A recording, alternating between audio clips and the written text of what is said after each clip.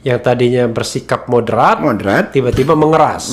jadi marah karena merasa tersinggung dengan kalimat-kalimat silogisme yang seperti itu. Itu blunder politiknya ya. Blunder politiknya. Menurut Anda. Oke, tadi kita bicara soal kelemahan Anies. Ada lagi kelemahan lain yang Anda lihat? Terlalu bersih. Terlalu bersih. Benar. Serius. Kalau putih, iya dia. Kenapa Anda bilang terlalu bersih? Semua yang di sampingnya miskin semua. Termasuk TGUPP itu ya? Maksudnya terlalu bersih kan bagus ya. Iya. Tapi kan karena dengan cara seperti itu, akhirnya kan orang-orang, ya kita di institusi lawannya lah ya. Iya. Akhirnya kan tidak mendapatkan apa-apa dalam percaturan politik. Tidak mendapatkan benefit apa-apa dengan mendukung Anies. Iya. Beda sama yang satunya ya mungkin. Saya nggak tahu yang satunya. Yang satunya itu maksudnya di provinsi di ibu kota negara Korea Selatan atau apa? Gini ya, saya kasih contoh satu hal ya. Ini yang menarik. Ini saya ceritakan berulang-ulang. Tingkat keberhasilan Anies itu banyak. Tapi kan pendukungnya dikit. Beda dengan Ahok kan. Yang dikerjakan sedikit, pendukungnya banyak. Terus ada ini teman-teman yang dianggap dekat dengan Anies nih. Iya. Ngobrol bareng 5-6 orang waktu itu. Butuh dananya berapa? Kurang lebih 170 juta per bulan. Terus udah jalanin, nggak ada dananya bang. Kagak ada. Saya nanya, ada nggak sih di luar kita yang lebih dekat pada Anies di luar kita? Nggak ada bang, ini aja. Segini nyari duit 170 juta kagak dapet, padahal lo ngelola duit 87 triliun dana DKI, kita kagak bisa. Ngeblok nih. Sejauh itu gitu loh. Tingkat keparahannya. Jadi memang benar-benar tidak ada yang diberikan kesempatan untuk main. Ya karena kalau main itu kan mau sedikit mau gede kan sama aja. Dosanya sama, resikonya sama. Gitu. Kalau main gede sekalian malah jadi bisa kalau secara etik bernegara pemimpin benar dia. Tapi kalau dalam konteks politik Indonesia yang ini yang yang relawannya masih cari makan berat. Jadi bukan tidak baik sebenarnya, sangat baik. Tapi dalam konteks situasi politik seperti ini menjadi kelemahannya dia. Kan yang Anda tanyakan kan kelemahannya dia kan? Iya, makanya pesan saya adalah kalau mau jadi relawan, dua kemungkinan saja. Carilah relawan yang bisa memberikan kesejahteraan. Kedua, Anda sudah selesai dengan hidup Anda. Jadi ketika Anda jadi relawan, benar-benar rela. benar banget itu. Iya. Benar banget itu. Ada lagi kelemahannya menurut Anda? Ya kalau manusiawi banyak ya. Tapi ada hal-hal yang sifatnya personal, nggak perlu saya sebut. Iya, misalnya in term of komunikasi ya. Communication itu gimana? Personal communication dan mass communication.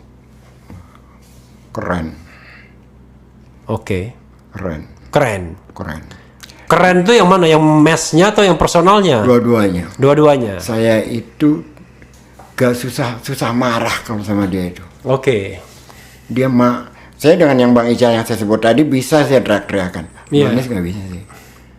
Ya dia senyum lulu. Kalau Anda kan kelihatannya mau marah terus. Kalau untuk hal kayak gitu dia apa ya? Nggak rata-rata lah. Nggak rata-rata. Kalau konteks komunikasi nggak rata-rata. So ini bab kelemahan. Bab kelebihan. Ya banyak banget. Banyak banget. Misal, yang paling menonjol lah, 3 lah yang menonjol apa? Demokratis. Banget. Ukuran demokrasinya misalnya apa? Ini sangat personal alasan saya. Ya oke. Justru saya ingin pengalaman Anda kan. Anies terpilih tanggal 19 April. Iya. Saya bertemu sorenya.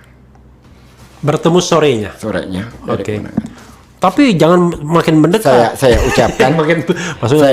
Ngomong jadi saya ucapkan selamat, alhamdulillah kita menang. Selamat. Dan kita menang itu ada orang yang menarik tabungannya, yang menjual motornya, yang mengiurkan gajiannya untuk kita kampanye. Jadi tolong Kalimat saya terakhirnya mau ancaman.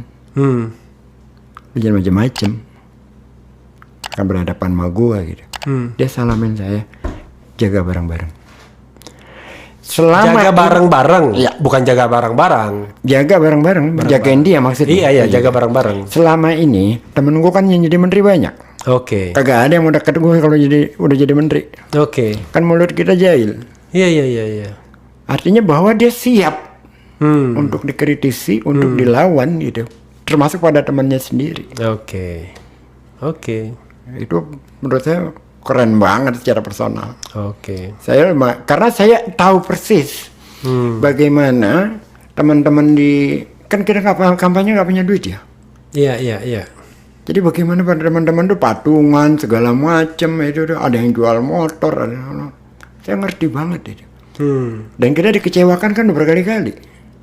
Dukung orang, tahu kayak gini, dukung ini, tahu kayak gini. Tapi so far Anda nggak kecewa?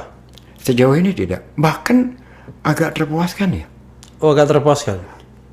Air di Pulau Seribu perak lebih dari 25.000.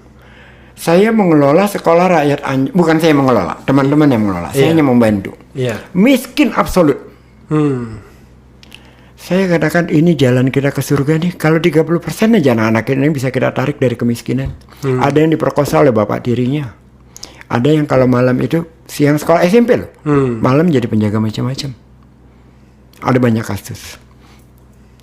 Saya ketemu Bu Nana, Kepala Dinas Pendidikan DKI.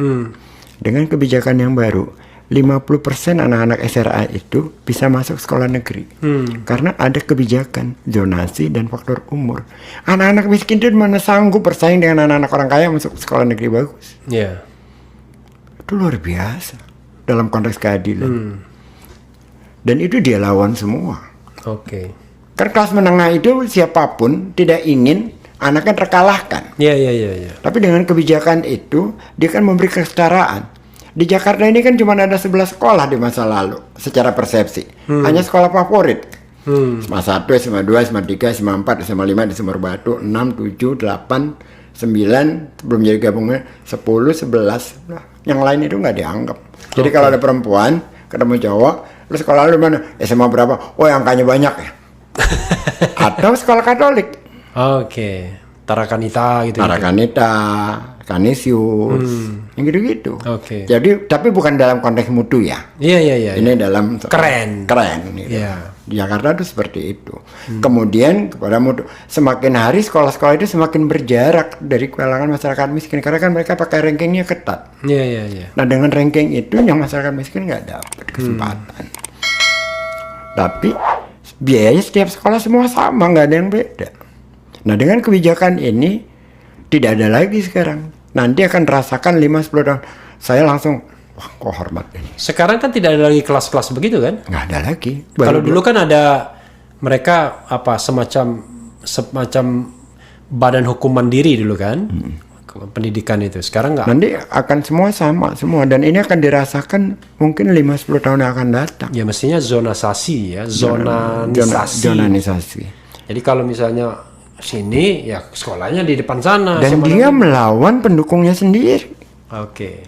Yang ngamuk itu kan pendukungnya sendiri banyak banget. Soalnya anak saya ada sekolah depan sini kan bagus kan, yang depan pom bensin Jalan Panjang. Tapi pilihnya Kebayoran Baru. Yang penting lokasinya Kebayoran Baru, nggak mau dia Jalan Panjang Kebonjeruk. Padahal bagi kita ya sama aja. Sama aja sekolah di mana kan sama aja. Oke lah ya. Apalagi menurut Anda kelebihannya? Tadi kan personal ya. Apalagi? Dia berani ngambil keputusan dan dia bertanggungjawabkan. Misalnya yang paling krusial apa? Felix Xiao diundang, bukan dia yang ngambil keputusan, menanggung resiko apa yang dilakukan anak buahnya. Ya, anak buahnya. Yang banyak sih ya, tapi yang saya ingat yang waktu itu Felix Xiao diundang di balai kota.